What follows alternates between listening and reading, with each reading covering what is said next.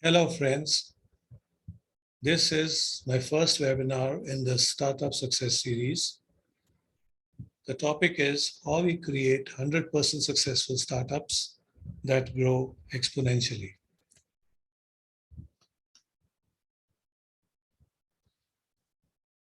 I'm an engineer MBA with 54 years of diverse experience, and that has enabled me to become a startup advisor and a business excellence consultant. It's all practical. Now, as an agile learner, I have width and depth of post-COVID-19 soft and technical skills at my command. This has enabled me to teach co-founders all these new skills and to act as their startup advisory for formation, validation, and growth stages. I also handle existing startups to help them understand how they can cope with the post-COVID-19 situation and revamp themselves to maximize value for end customer and again grow exponentially.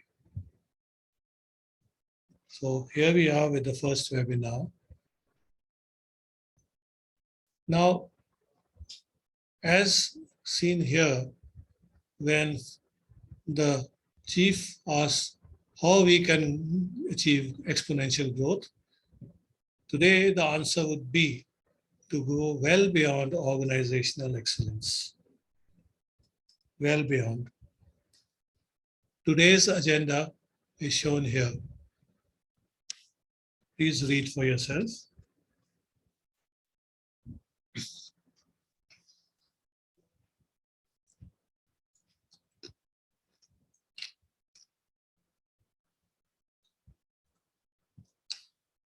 As you see, we will be covering a large number of topics and ground today.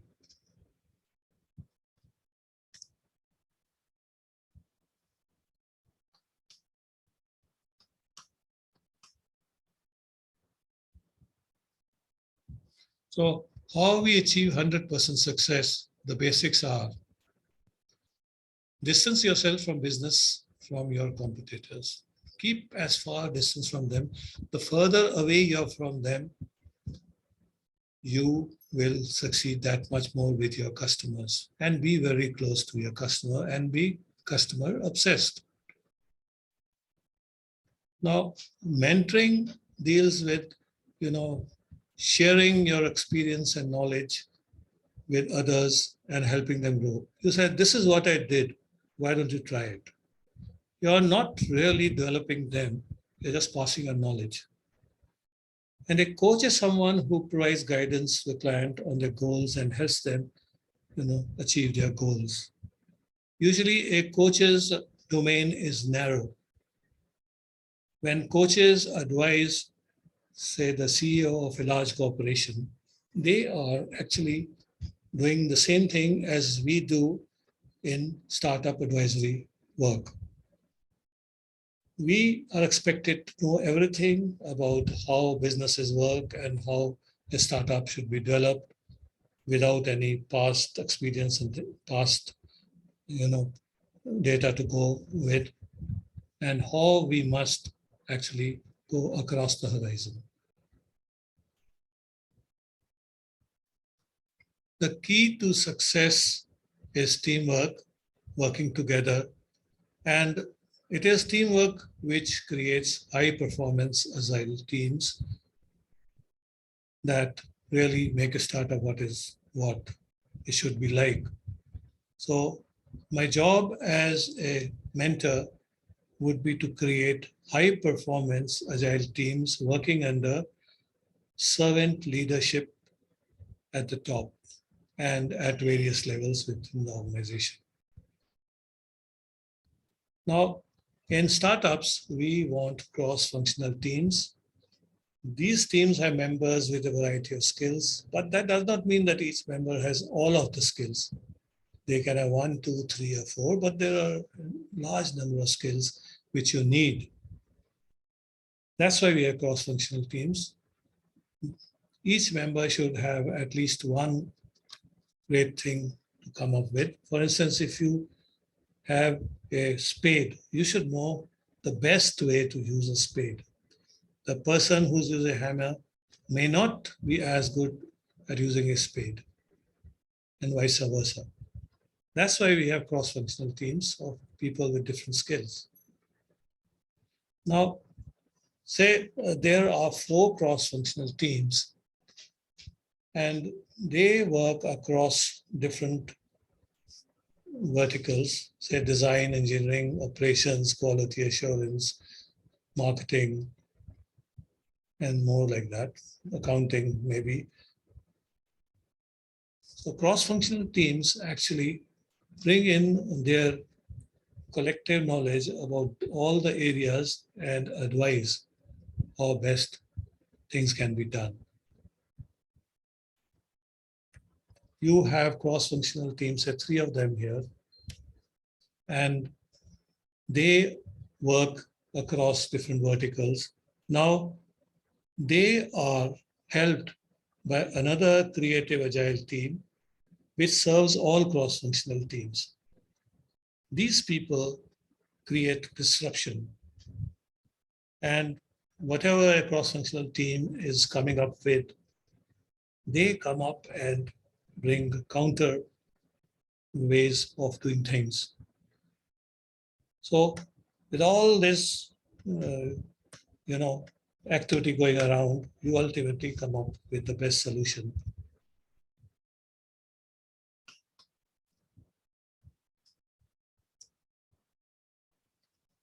Now let's look at innovation-led advanced advisory. The thing that is required here is a strategic mindset, then business innovation and enabling systems. For the time being, we look at agile servant leadership provided by the co-founders and 1 or 2 or 3 other people they hire of high caliber. So we teach them how to be agile servant leaders. Leadership is taught. You don't come built in with a leadership style. And this is what creates agile teams. And these teams are taught to have a strategic mindset. The mindset is, will do work culture. I will do this, that type of culture.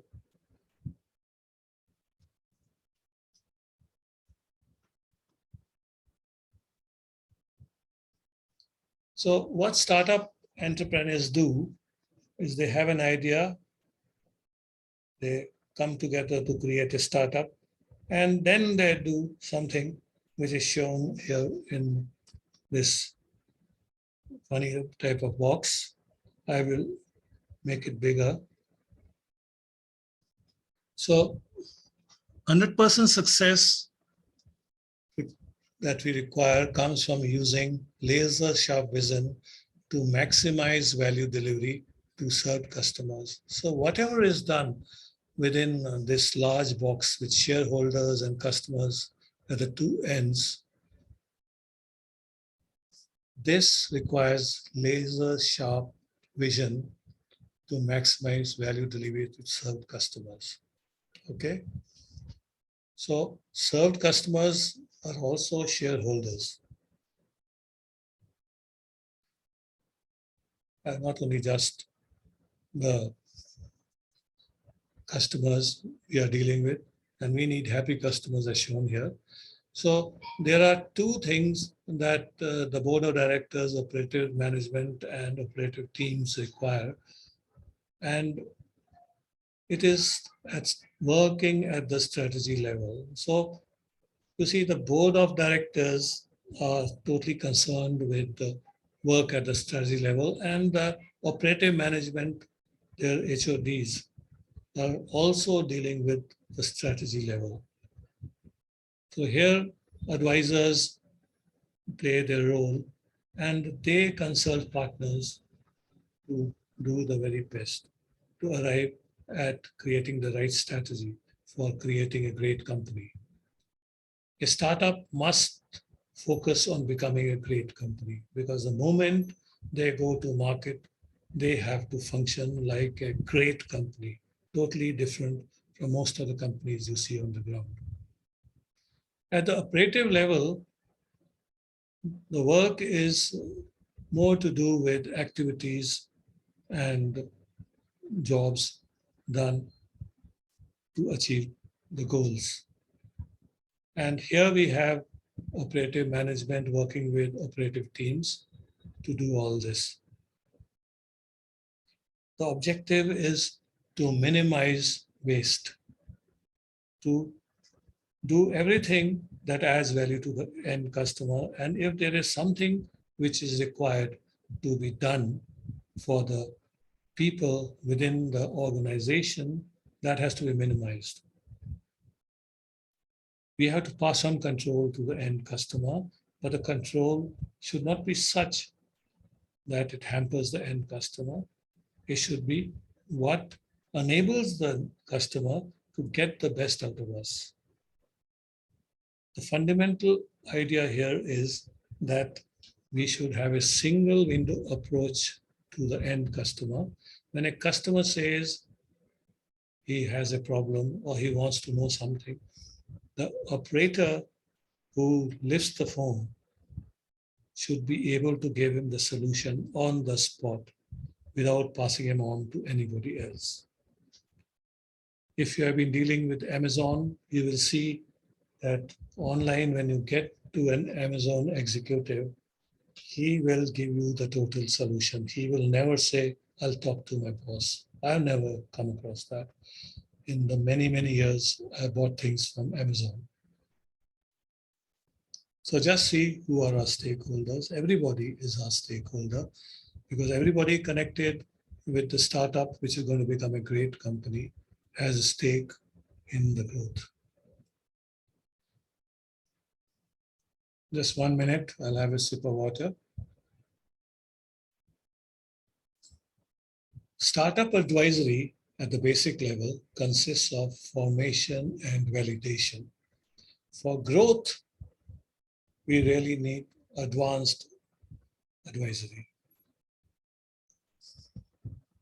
But startup advisory teaches the fundamentals of growth. You know, here, as we've seen, startup advisory covers formation, validation, and the beginning portion of growth. And business excellence comes in when you are trying to do everything totally differently in order to achieve exponential growth. And because of all the work that has gone into creating this disrupted environment due to the pandemic, we mentor for attributes, soft skills, and technical skills.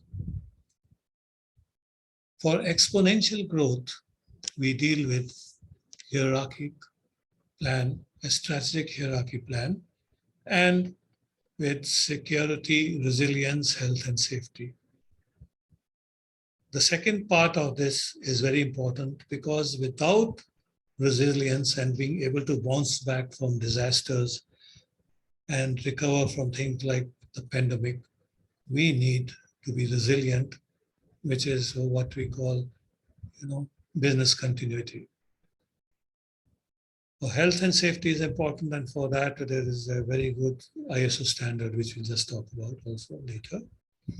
So the whole objective is to create excellence-led world champion startups. No doubt about it.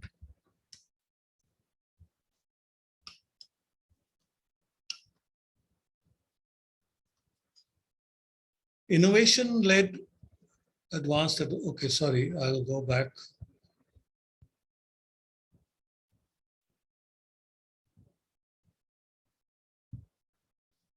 Okay. Now, we don't have strategic management here, but this we already talked about. So after we had developed a servant leadership and a strategic mindset amongst all the people who are working in the organization, we have what we call business innovation. Here we re-strategize innovative startup creation with value proposition business model canvas. I'll talk about this at length and show you how an ordinary business model canvas no longer works in the pandemic situation created drastic change that we now see amongst us. And the enabling systems which help us to achieve the very best are these, total reduction of complexities, total minimization of waste, and absolute maximization of end customer perceived value.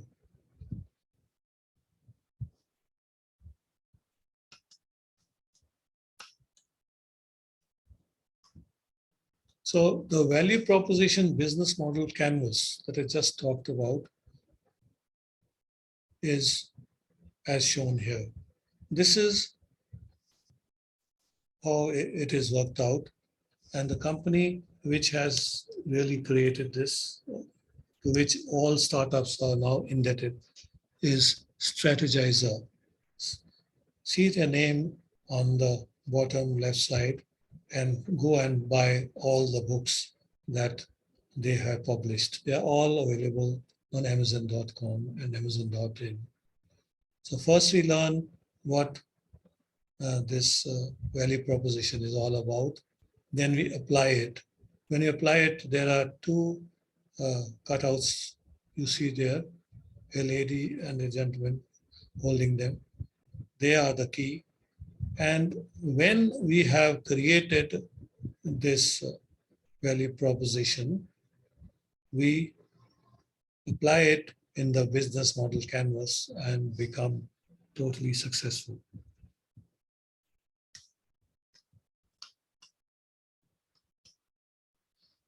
Now, this is actually a business model canvas with two patches in it. The box is the value proposition business design, and the circle is the customer served design. So let's see how this is done. So first we start with the customer. In the traditional sense for startups, they say first you start with the idea and then go and develop the idea.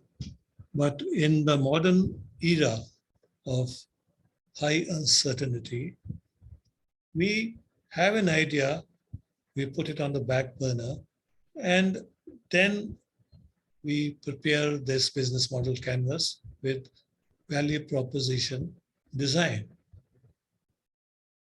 And when we go through this, our idea actually matures and it develops maybe something very different from what we thought of in the beginning. But what you arrive at will be totally amazing. I can tell you that. This is something we use at the beginning of creating a startup. And we work on this even before the co-founders go into an accelerator and start building the startup. They have to do this in advance on their own, and based on their performance in team presentations to business advisors who will be helping them and the angel investors who will be putting their buck on them, they are selected. What we see in these presentations is how these teams gel together and support each other during this 15 minutes. Their body language, their tone, and what they say and how they behave. Mostly that is what decides whether we take on a team or not. We can develop a team into a great startup, but as a team, they must function very, very well together. If there is tension amongst team members, then we would not want to be taking a bet on these people. So the customer profile that we start with consists of selecting a segment which we want to enter. It can be one segment, it can be two segments. We select a niche market. We don't want to be global in creating startup. We select a niche market and work on the niche market better than anybody else, much, much better than anybody else. Okay, now in this niche market, the customer has some jobs to do. We are zeroed in on a customer. For instance, if a customer is saving poor people from starvation in villages, okay. The next thing is, okay, villages where? It could be in the whole of India. That would be very tough because everything is different in different parts of India. So maybe we select to start with villagers in a particular district who are all alike and who are starving, because of various reasons. They are not getting jobs. They are not unable to do anything which makes them productive. So the customer jobs that we come up with, okay, now these people want to survive. They are willing to learn a new trade, to become, people who will create handicrafts, and they want somebody to market them. Then there are other people who want to work as in the healthcare system and, go around and, be companions to older people or nurses to sick people. So whatever, I'm just thinking on the spot. So we see what are the customer jobs. Even the poorest have some jobs to perform to survive. And as we go up, everybody has some jobs they want to look at. For instance, this normal middle class during the pandemic, because of the control measures of, social distancing and lockdowns, their job was, how do we shop? If you go out, we'll catch COVID and be hospitalized and go through a lot of issues. But if we don't go out, how do we shop? Do we take the risk of going out? So the customer said, the job that I want done is to be able to shop from home. I want the shop to come to me, not the other way around. So many solutions have been found for this. Many local, shops, grocery stores have, got onto WhatsApp. You send them a message, I want this, and they'll deliver it to you at home. But again, now this is not done with social distancing in mind, because when the person comes with what you order, you have to look at it in front of them and say, okay, I got what you want. Now, Amazon has come up with a great solution of social distancing. Supplying goods at a distance. I'll do a case study here on that. Okay. So that'll explain this. So the pains of shopping are because we are not able to actually do social distancing while shopping. And very few people have come up with solutions. One of them happens to be Amazon. And then they'll gain, isn't it? And why they'll gain is because the customer gains. Yes, look, the customer is smiling because he has come to see that one company really supplies without endangering him in any way and protecting him from COVID. And the value proposition that is part of this is, you know, what are the gain creators? Okay, what are the pain relievers? And what are the products and services? You can start anywhere and go around it. You could probably start with products and services. What services you will offer that will relieve pain and be gain creators, both for you as well as for the customer, but mainly for the end customer. Okay. There may be some iteration up and down between this box and the customer profile. Now, when we go to regular, advisory, there are three areas: formation, validation, growth. So these are covered by startupcommons.org, of which I happen to be a member, like thousands of other startup advisors.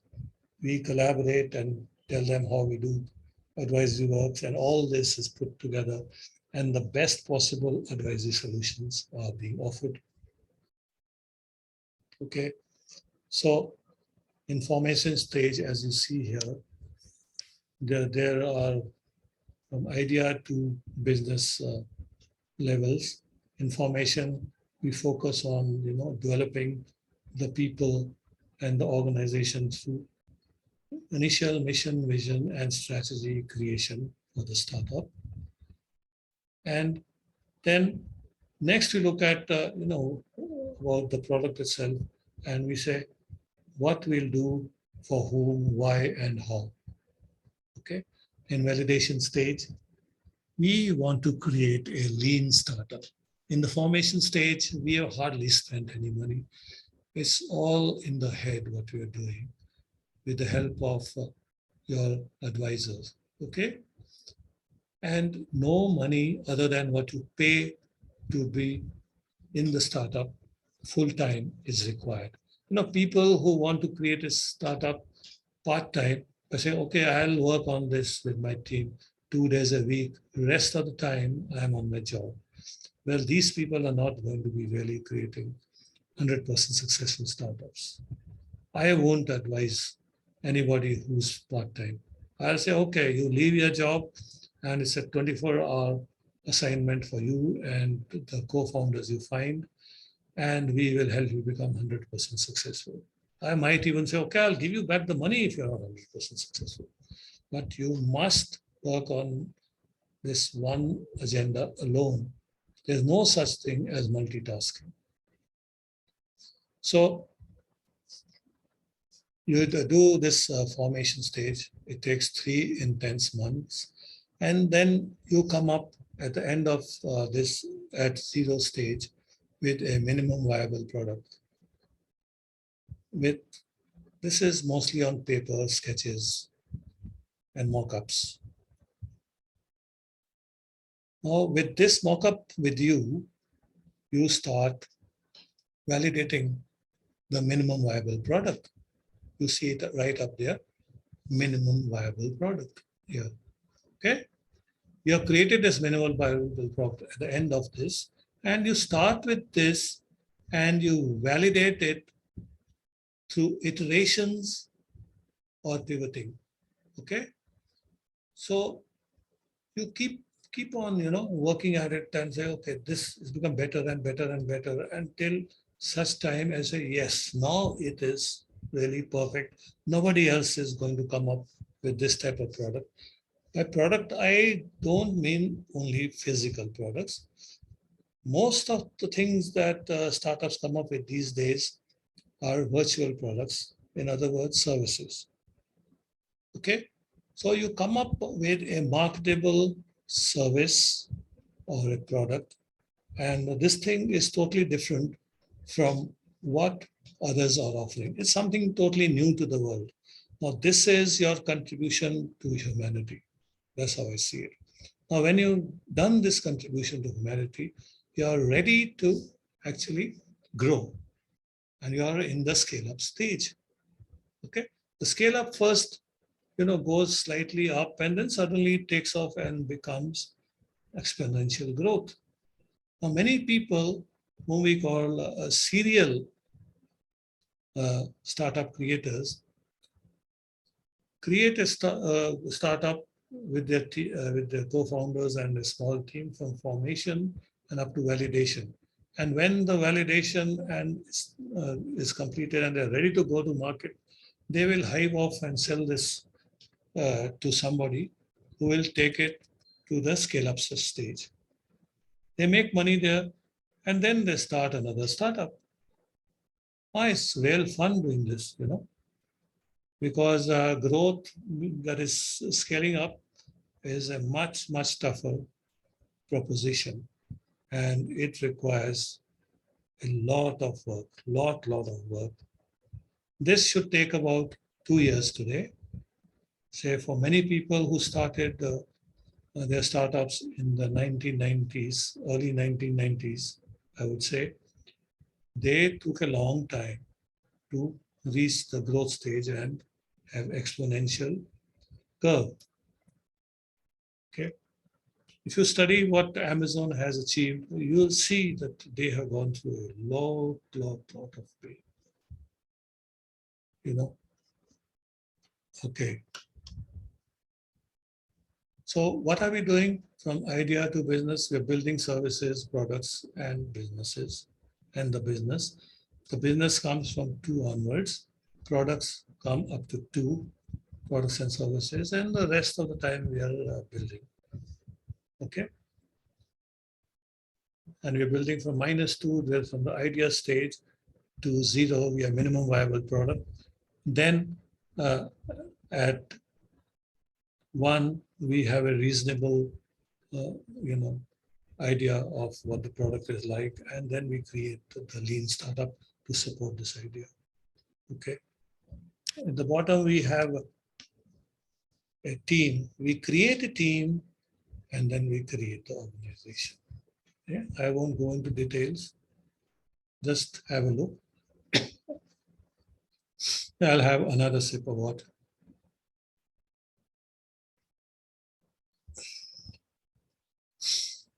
So where agreements are concerned, these are agreements between the startup and its management and the angel investors. And then there are agreements between the startup co-founders and the advisors. Everyone has these 2 are separate agreements, service level agreements, which show what the startup founders are going to do and what the advisors are going to do. It's very clear. If I enter into such an agreement, I will say you will work full-time on the startup, and I will work full-time with you. I'm available to you for so many hours, maybe 20 hours a day, anytime you ring me up, but you should also be available to me. Things like that. And then there's a different type of agreement between the investor and the co-founders of the startup. Everybody has to keep their part of the bargain.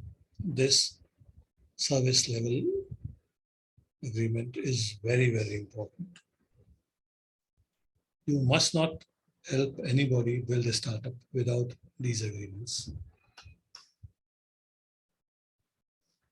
So in advanced advisory, this is what we do, create a value-focused, sustainable organization experience. I've coined this. It is part of a business action model I created for startups, as you'll see just now. So in this model, what we do is that we reduce complexity. Nothing should be complex in the enterprise. Why are existing companies stagnating? They have gone large, but they have created more and more complexities. When they come across a hurdle and try to solve it, they come up with some whole lot of other hurdles and create more and more complexities. Okay. So we have to learn how to reduce complexities.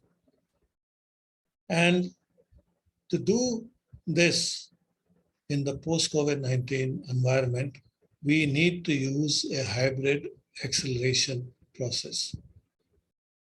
This acceleration process, hybrid, I mean the normal, you know, uh, uh, advisory process plus advanced advisory attached to it.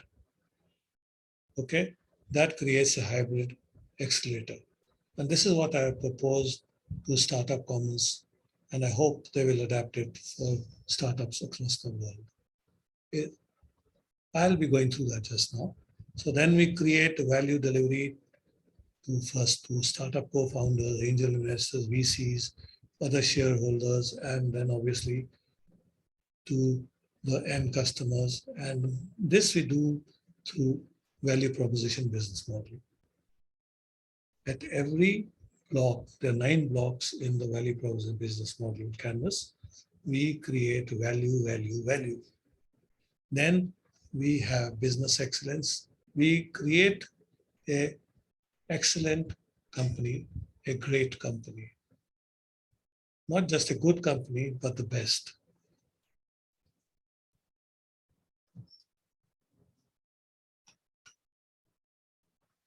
So here is my model, which is the starting point of creating business excellence.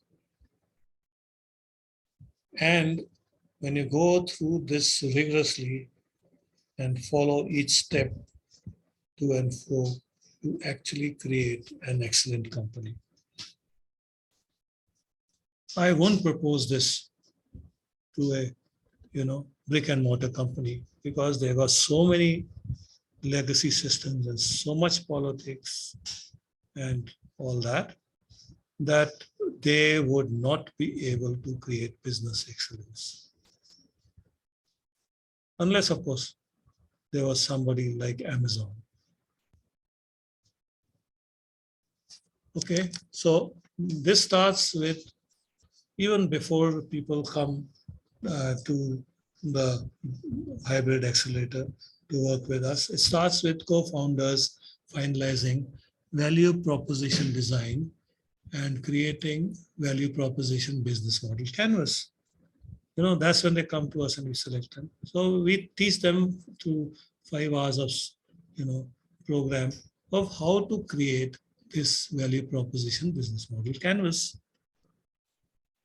And they go and prepare and come back and 15 minutes explain what's in all their 9 boxes. And they think that it is all about, the technicalities of what they're doing. But in reality, it is not the technicalities that matter. What really matters is how they coordinate as a team and support each other on the stage when asked questions, and how alert and happy they are working together. If there is any dissent within the team, it will be apparent either through body language or the tone of voice, and we'll catch it. And no matter how good the business proposition model they made, it's unlikely that we will ever think of having them as part of our accelerator as a startup we are going to advise. So just look at it. To create a good company, you need all these things. Any company which wants to go from good to best needs to be doing this. But I bet on a startup being able to achieve this more than any other type of company. Okay, this covers everything. And if you write to me, go to my startup website and send me an email. I will send you this presentation which has got this all there. Okay,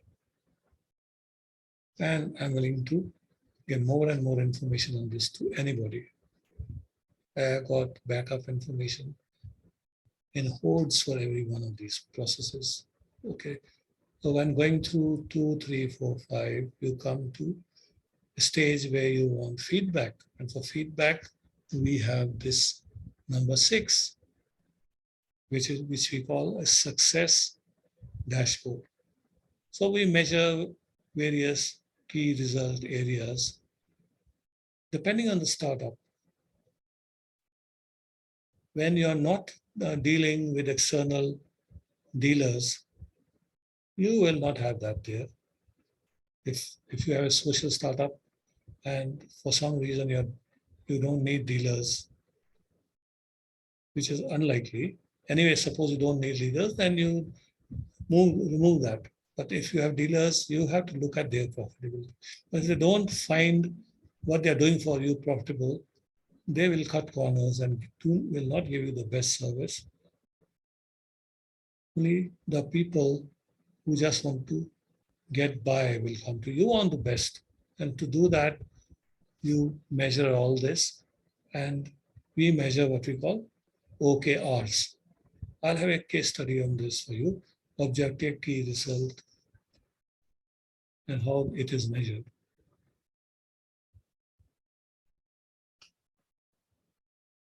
So this is a case study. So Amazon success mantra is obsessive focus on OKR. Okay. So objective-based key result areas is called OKRs. Now, these are coming to us from Amazon's mission and vision statement. These are what decide what are the objectives of Amazon. So Amazon's mission statement here says that they strive to offer their customers the lowest possible prices, the best available selection, and the utmost convenience. The objective then is appealing e-commerce services to satisfy target customers' need. Even Amazon has got target customers for every offering. So price, selection, and convenience are the KRAs. Then Amazon mission statement is to be the Earth's most customer-centric company. Here, customers will be able to find and discover anything they might want to buy. Wow, online. Great. So actually, Amazon is already very near this objective. And the objective is ultimately emanating from the vision statement to become the best e-commerce company in the world. Arguably, they already are. The KRAs are global reach, widest selection of products and services, and customer-centric approach. So they are working very hard at this. And maybe very soon you'll find Amazon comes up with another vision statement because they are already able to connect in the connected world such that if I am in India and from India, I want to buy something, I look for it on Amazon.in. If I'm not satisfied, I go to Amazon.com, their US site, and maybe I find a better product, something that's not still available in India. I can go and buy it and they'll deliver it. The government is also happy because they'll charge you general sale tax on this transaction because you're buying something from outside. So great. But anyway, even in India, you'll have to pay GST on whatever you buy from Amazon. So that's no real inconvenience. Okay. So how do Amazon deliver their OKRs? They do this through their front line. Amazon always deals with its customers through its front line. It can be people who come to deliver product to you, or it could be the helpline to whose executive you talk on the phone. They are the front line. And I assure you, you will always find a solution from the front line. You do not have to go anywhere else. They will give solution on the spot. So due to lack of time, I am not giving examples of what kind of solution the helpline advisor does in Amazon, but it's amazing. It's amazing. Okay. So when I got this product on 1st of September, by the time I came back, there was already a message on, Alexa device, waiting for me. So I tell Alexa, what's the notification? And it says, such and such thing has been delivered. It took me just 20 seconds to get from the gate to the room where Alexa is installed near the TV. Okay. Then I went to the order page on the Amazon app, and I clicked on what I'd received, and this is the feedback form that came up. So they said delivered today, rate your delivery experience. I gave it 5, it was 5, totally flawless. The delivery associate and the packaging was great, okay? And I didn't have any other problem. If it could have been, delivered in an open package or something, I could have added it there. Okay, but there never any problem most of the time. Most of the time. So they said you rated this delivery 5 stars. So tell us more about the delivery associate. So this is what I tick marked, what you see in pink right here. Okay. This is what contactless delivery means, and nothing really more than this. These are the key result areas of contactless delivery. If they find a 5th one, I'm sure they'll add that here. But these are the real deliverables required for contactless delivery. And in each case, their delivery associate lives up to this customer's expectation. Okay. If an associate fails, for instance, he is not wearing a mask, face covering, in other words, he'll have to go back for some more training. Today, I find, in fact, for last 2 months, there are very few people on the road in Punjab are wearing face masks. I don't know why. Even the milkman who comes in the morning to give us milk, he's not wearing a mask. Just imagine. Neither are the other people who are, getting milk from him. But of course, I always wear a mask. But I'm not trying to set an example. I'm trying to protect myself.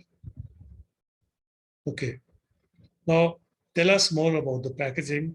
So here the key result areas are sturdy packaging, appropriate packaging, 100% recyclable packaging, and no Amazon packaging used.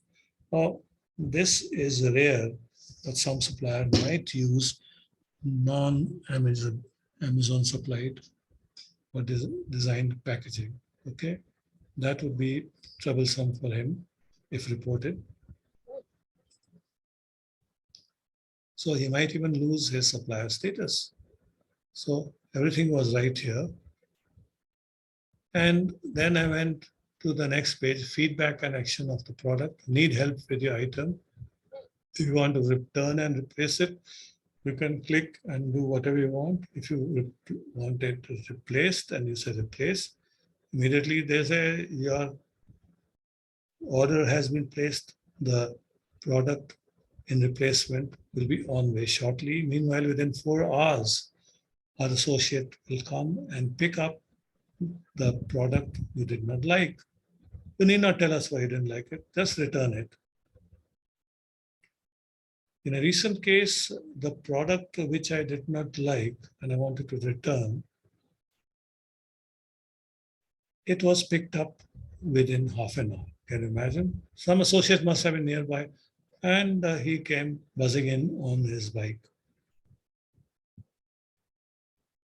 I had the product already packed, and I gave it to him. He didn't even want to see what's inside. He said, "Thank you, sir. You will get your replacement very soon." Fair enough. The product replacement was coming from Chennai, where normal delivery they quoted for the first product I got was 7 years. They delivered in 5 days, but the replacement was sent post haste, by some good Amazon carrier, and it came to me on the second day.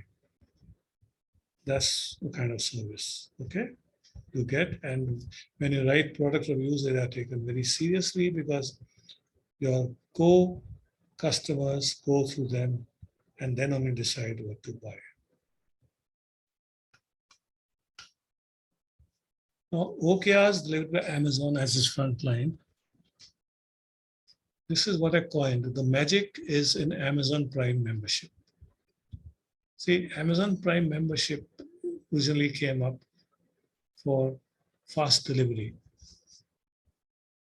Same day delivery in UK, I don't know in UK, same day delivery in US, even 2 hours delivery in places. India, we have next day delivery. And we pay only 999 rupees for 1 year of membership. And against the membership, not only do we get the free deliveries, we also get unlimited streaming of movies, TV shows, and music on Amazon Prime, which I can watch on my smart TV. This is giving Netflix a run for its money. And I do not know which is better, Netflix or Amazon Prime. The jury's out. But Amazon Prime doesn't charge you anything for this, whereas Netflix charges a lot. Now, Amazon Prime members are the backbone of Amazon. That is no doubt. The message on the label tape shows what extras Amazon Prime customers get. What a way to advertise, okay? Now, when I saw the packaging, this innovative packaging was totally unique. There's a barcode to identify each type and size of packaging so that when you give them feedback, they know what packaging was actually used.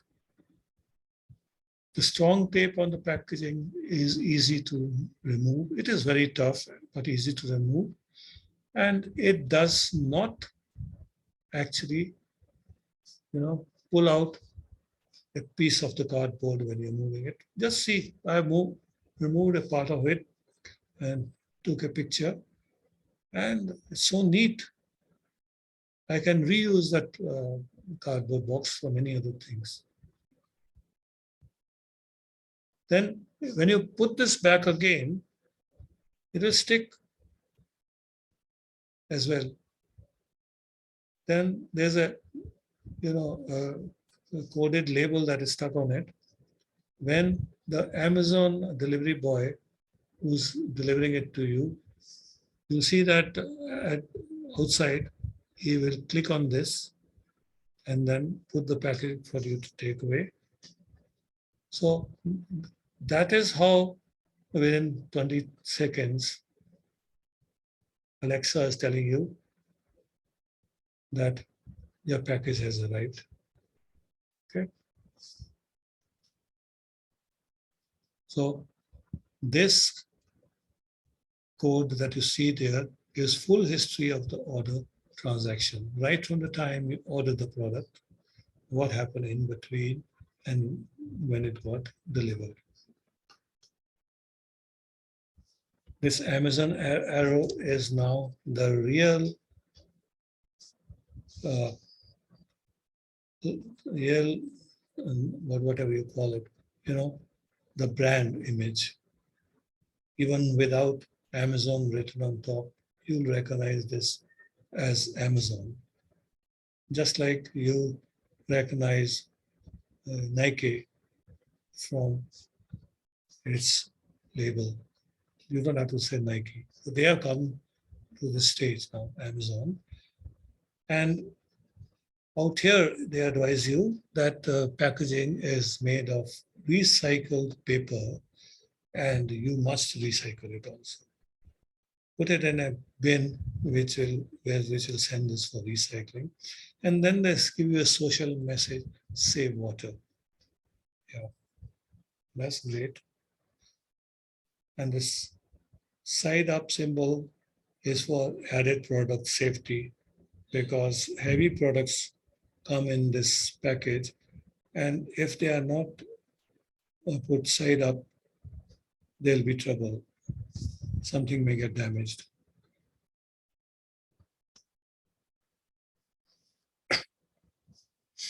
And the ultimate magic is the final customer experience. When you receive the product, even before you have known anything else about what's inside, how it is packed, you already are fully confident that whatever Amazon is delivering will be first class.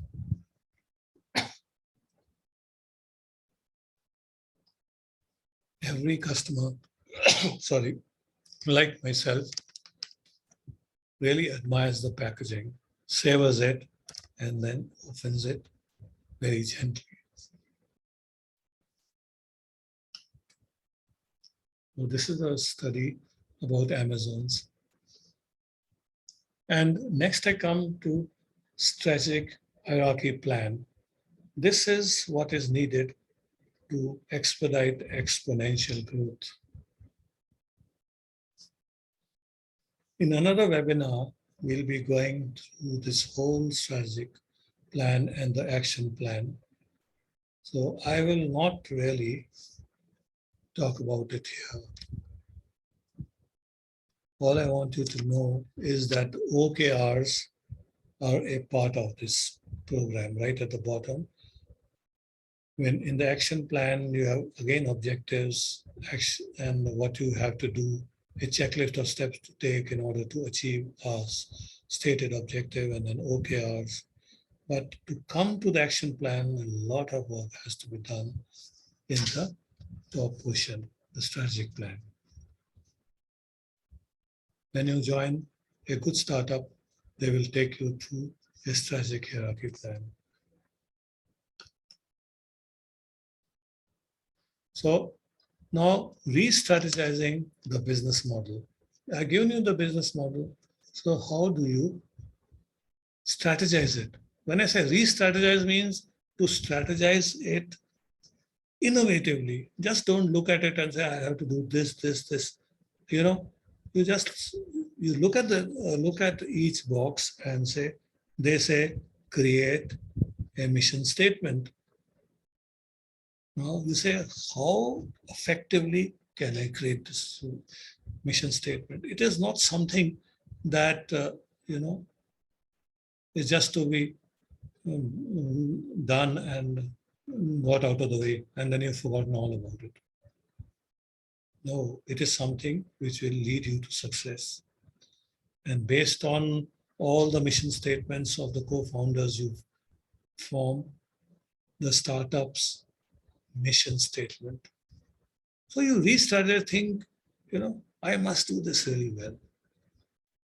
So anything in the business model similarly has to be done very, very well. So we'll re-strategize the value proposition model that I showed you. And then we will also re-strategize the business model. So you made a business model right in the beginning. Now you will re-strategize it and improve it while you are doing the startup. I would advise that maybe every week you look at it and say, how and where can we improve it? So when we are re-strategizing our business model, this is especially for existing startups which are faltering. They should create a new value proposition business model and use the new normal as the base for renewal of the startup. If they don't do this, they will simply stagnate. More of the same will make it worse for you. You must do new things to work up the work that you're doing and grow and achieve exponential growth. And what do? Use the business model canvas to create your strategic plan as shown above. After this, you use your re-strategized business model to transform your organization. But I would say that you make our business value proposition based business model of mine as a part of your re-strategized business model. That is something new that I have recently introduced, and I'm insisting on that this value proposition business model of mine should be a part of the re-strategized business model canvas. Nobody is using it yet. Let's see how many startups start using it. I'm giving my model free to everybody. So what are the attributes, soft skills, and technical skills for Industry 4 era that the startup founders and their teams must know in order to succeed in the new environment? Unless they have acquired these new skills, they will also stagnate like existing startups, which are stagnating because nobody actually taught them these attributes, soft and technical skills. So first we look at post-COVID-19 change and opportunity. Okay.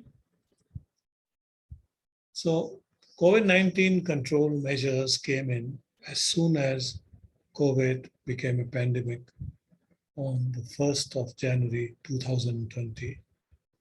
So by March, April, everybody has these control measures in place. So these control measures led to rapid digitization of industries and services to counteract these control measures. You know, two control measures which we already talked about is social distancing and lockdown. Now, to deal with social distancing and lockdown, Amazon really perked up and did much, much more than they're already doing to give us better services. So this is the new normal. Okay, rapid digitization of industries and services. Overall new normal. Then we have this rapid digitization and development of artificial intelligence at a very fast pace. In the first 6 months from January 2020 to June end, we achieved as much digitization as was expected to happen by end 2025. So in a way, we are already in the projected 2025 scenario. Believe me, and we must behave as if we are in 2025. So there have been rapid changes, and this is the result. So the result is that there is 100% success for startups and companies which adapt new age skills, the skills which I'm going to talk about just now. I do not know any university which is teaching these skills, nor do I know any company which has the capability of developing these skills in their uh, employees. But these skills are necessary to first, stabilize, then grow fast for everybody, not just startups. These are the real opportunities of startups, that when you come in for training, insist that these skills are taught to you during the 7 months you are there till you are ready to go for market. And when the startup advisors teach you these skills, you will be better than anybody else in any existing startup or old age company. So the attributes that we want you to know as a startup are professionalism, personal vision and mission, which leads to the startup's mission and vision, and of course, values and culture. Then we teach you how to manage yourself so that you achieve the maximum progress in work and at the same time keep your family and dependents happy. We teach you all that. Yeah, manage yourself, prioritize things, do not do things which should not be done. When you pick up a paper, dispose of it then and there. Don't pick it up again to look at it. Put it aside. Okay, I'll look at it later. And of course, if possible, no paperwork. Then you have to develop negotiation skills for negotiation, everything within the startup team itself. The world is about negotiations, and you have to negotiate with your turnkey contractors who are going to help you create different parts of your startup as you go to market. And we teach you how to be agile learners. When you are agile learner, you keep up to date, right up to date with what's happening in the world, and you adapt it to your startup. Don't be like an MBA, who's already 5 years behind when he comes with his fresh degree, because what they taught him is at least 5 years backdated, even if it's in America. Okay, so while you're doing the MBA, what you should have done is kept up to date with what's happening in each of the subjects. I don't see anybody doing it, but I kept up to date even when I was doing engineering. That is right in 1962. That time we kept up to date through books. Now we keep up to date more easily with the internet and with ebooks. Now, then we have a set of soft transferable skills. Transferable means that no matter which department they put you in, or even if you leave the company and go to another company, you take these skills along with you. And you apply, say you're working in purchase and you have these skills. These skills are exactly the same skills are also applicable. When from purchase, they transfer you to head the design division. Okay, so first is how well we communicate and connect. And these are the 3 skills required for that: interpersonal communication, business communication, emotional intelligence at work.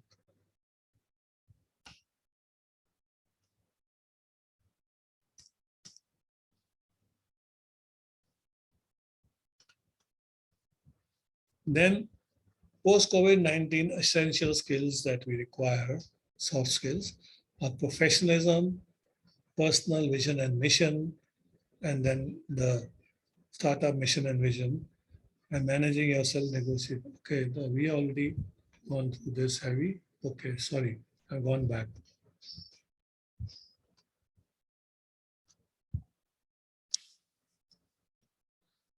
Now, we have to learn to lead and transform. So soft skills required for this is servant leadership, led transformation, and agile teams, which do agile teamwork and collaborate inside the organization and outside the organization.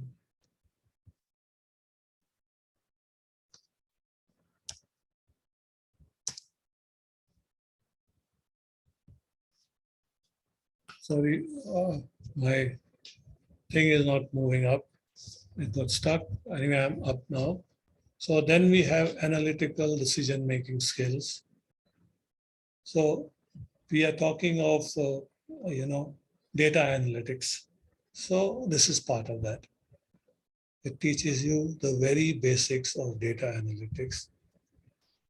And when you get an insight into this, you are going to be very good at data analytics. You just don't start at the top. You start with the basics, then you develop your own data analytic systems. Then creativity, innovation, and design thinking. These are used as problem-solving tools. Even the most complicated product can be designed and put in market in a highly innovative way if you use design thinking, of which creative and innovation is a part. And then we teach you all about the business model canvas with the value proposition design built into it.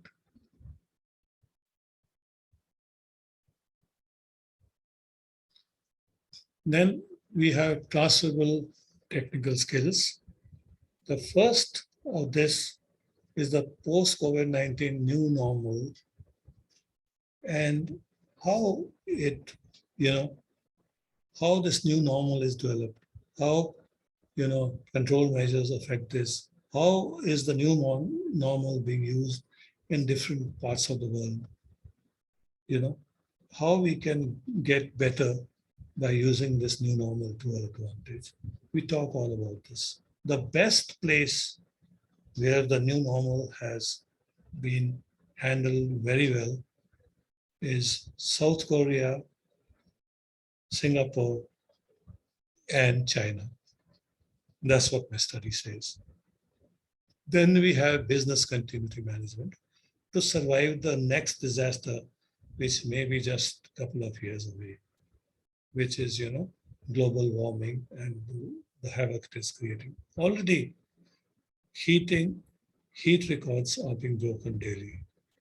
Rainfall records are being broken. So much, okay? In a season where there should have been no rainfall, there's rainfall. So we need business continuity management. Really need it very much. And there's an ISO standard for this, ISO 22301, 2019. So this standard deals with business continuity. We'll talk about it in a later webinar. Then you have to ensure employee health, safety, and this is achieved by applying ergonomics. Ergonomics is the science of work. Science of work means designing for human use. Ergo means science, does it? No, ergo means work. Nomics means science. I suppose so. That's what the Greek letters say. I hope so.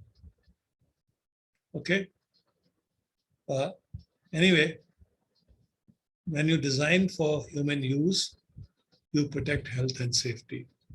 And the standard for this is ISO 45001 2018, introduced in March 2018. And this standard is available free of cost from ISO organization as a service to humanity. You must download this standard, ISO 45001 2018, and apply it. This will create safe workplaces everywhere, whether you're in a startup world or no. And then we teach you all about internet technologies. There are 15 internet technologies at present, and we teach you all about them and how they're applied in startups. Then we'll teach you about the digitized artificial intelligence businesses and how they are making amazing progress. It's just out of the world. You know, it is like Elon Musk sending 4 people out into space. Everything is automated. They don't have to do anything. Just see how things work. See the world from way up in the sky, 350 miles, I suppose. And then automatically this capsule comes down and everybody is sure that nothing will go wrong. That is how digitized AI has worked in SpaceX. And it's working in a whole lot of industries. Amazon is there.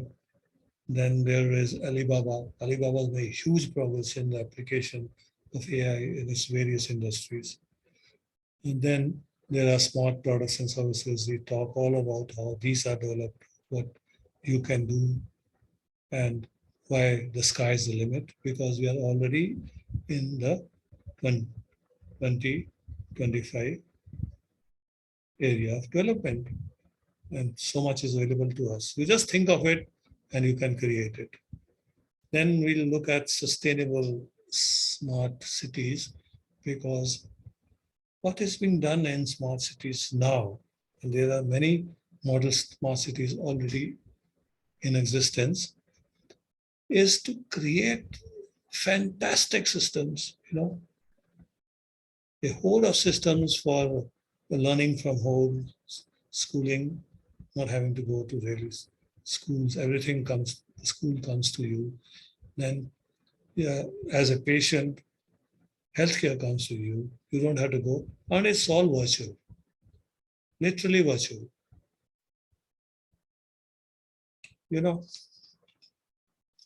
It's amazing. And when we teach you all this, you'll really appreciate it. So I come to the end of my presentation. I've gone slow because I'm going to put it up, and I wanted to say more than the time I had originally given. So now, to claim a PDF copy of this presentation, kindly send an email by going to our website and putting a request from there. So this is my website. It's learning11x.in, and you go directly to email. That's the link I put. And when you go there, it says get in touch, put your first name, last name, your email ID, and tell me how you liked my presentation. I don't mind, you can say that I went off the topic or whatever. No, you say whatever you want. It will help me to learn more and more. I love criticism. And only my customers can tell me how well I did.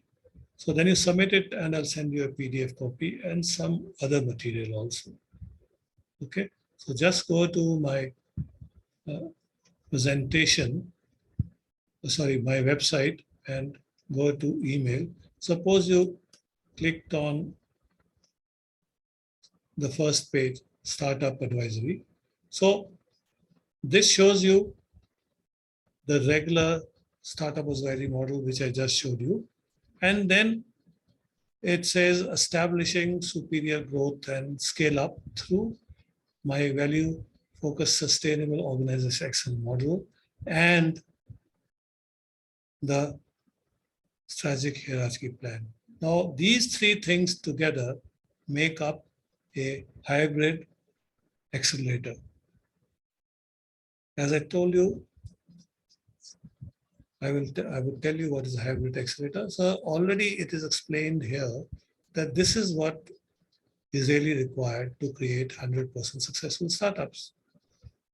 And then you go to webinars and you see all the webinars that I'm going to be delivering till the 14th of the series, which is on 1st January 2022.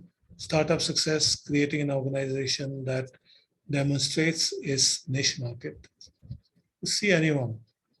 So for instance, say number 9, value focused sustainable organization excellence module. So I'm going to explain this in detail in one webinar on 27th November. Then say startup success, structured startup stages from formation to validation to growth. So I'll cover a whole lot of things here. And actually I said that I would be delivering these webinars live, but I feel that it will be more appropriate to record the webinar and put it up on Facebook and on YouTube, both these channels of mine, and on Twitter. I will be doing a greater service to humanity than by simply putting it on YouTube, where very few people will look at it. When I put it on Twitter, Instagram, then even on maybe on TikTok, I don't know whether they accept it, Facebook, on my page in Facebook and in general Facebook, on LinkedIn, elsewhere, I will do a greater thing. So I'll revise this and say that my startup success webinars will be released on the morning of each of these days. Early morning in India at 11 a.m., I'll release each of the startups success webinars so that you can see it at your leisure on whichever platform suits you the best. I like YouTube because it stores all webinars systematically. That's why I'm using it. Okay, I'll take your leave now. Thank you for listening and being so patient. Goodbye. See you in the next webinar.